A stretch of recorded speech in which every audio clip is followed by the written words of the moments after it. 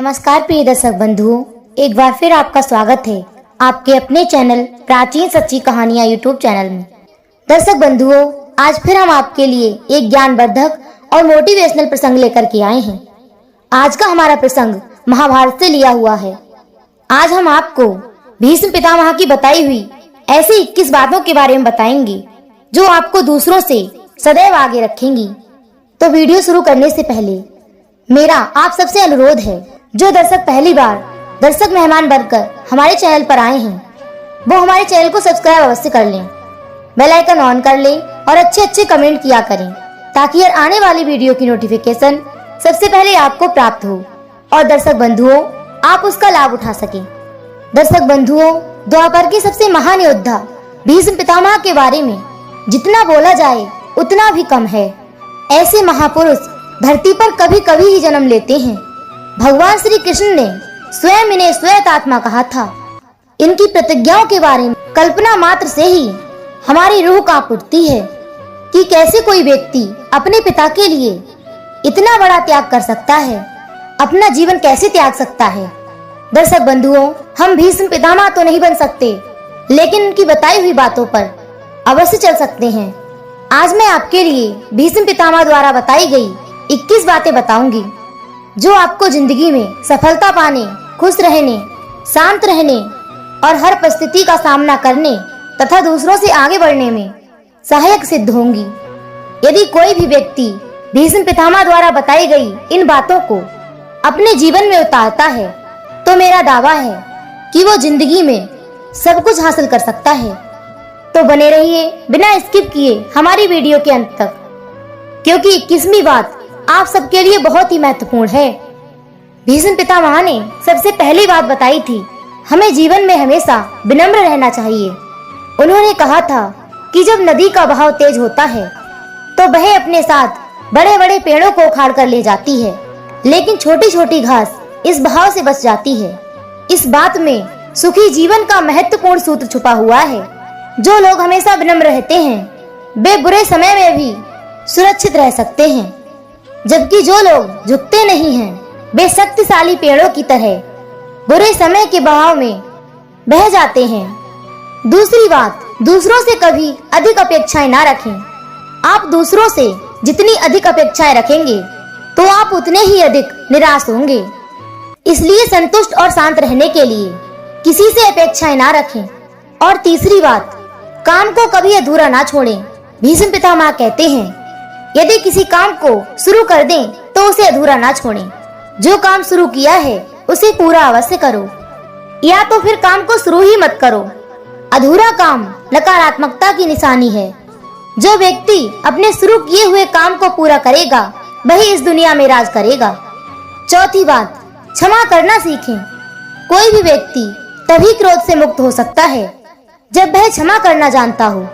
शांति प्राप्त करने के लिए क्षमा आवश्यक है। पांचवी बात, किसी से अधिक प्रेम ना करें। परिवर्तन जीवन का नियम है। न केवल चीजें बल्कि लोग भी बदलते रहते हैं। जिंदगी के सफर में लोग आएंगे और जैसा किस्मत में लिखा है वैसे ही चले जाएंगे। इसलिए यदि सुखी जीवन जीना है तो किसी से भी अधिक मोह नहीं करना चाहिए। और छठी बात, जीवन में 4 प्रकार के मित्र बनाना चाहिए। पहले स्वाभाविक मित्र, दूसरे सामान्य उद्देश्य वाले मित्र, तीसरे पारिवारिक मित्र और चौथे नकली मित्र। 7वीं बात, ऐसे वचन बोलने चाहिए जो दूसरे को प्यारे लगे। दूसरों को भला बुरा कहना, दूसरों की निंदा करना, बुरे वचन बोलना, यह सब त्यागने योग्य बातें हैं।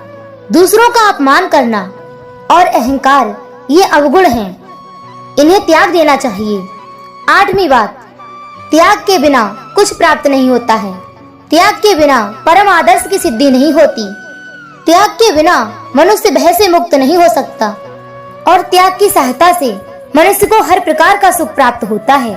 9वीं बात, वह व्यक्ति सुखी है जो मन को साम्य अवस्था में रखता है, जो व्यर्थ की चिंता नहीं करता है, जो सदैव ही सत्य बोलता है, जो सांसारिक पदार्थों के मोह में नहीं फंसता है, जिसे कोई काम करने की चेष्टा नहीं होती है।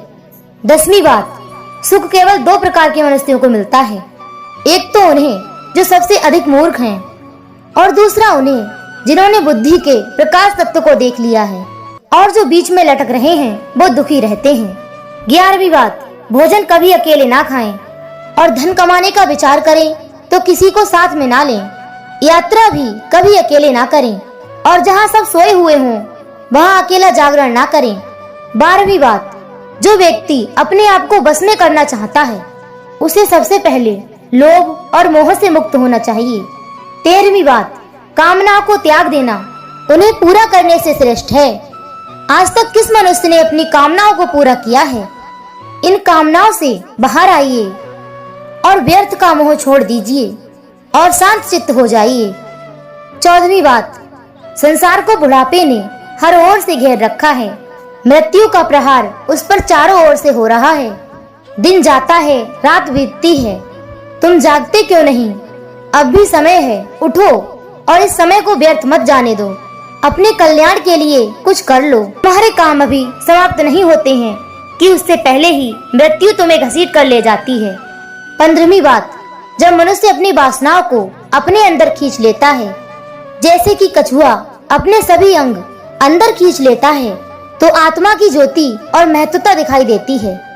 16वीं बात, मृत्यु और अमृतत्व दोनों ही मनुष्य के अपने अधीन हैं। मोह का फल मृत्यु और सत्य का फल अमृतत्व है। 17वीं बात, सत्य बोलना और सभी प्राणियों को एक जैसा समझना, इंद्रियों को बस में रखना, ईर्ष्या और द्वेष से बचे रहना, क्षमाशील, लज्जा, दूसरों को कष्ट ना देना, दुष्कर्मों से पृथक रहना, ईश्वर की भक्ति करना और मन की पवित्रता, साहस, विद्या, यह 13 सत्य धर्म के लक्षण हैं।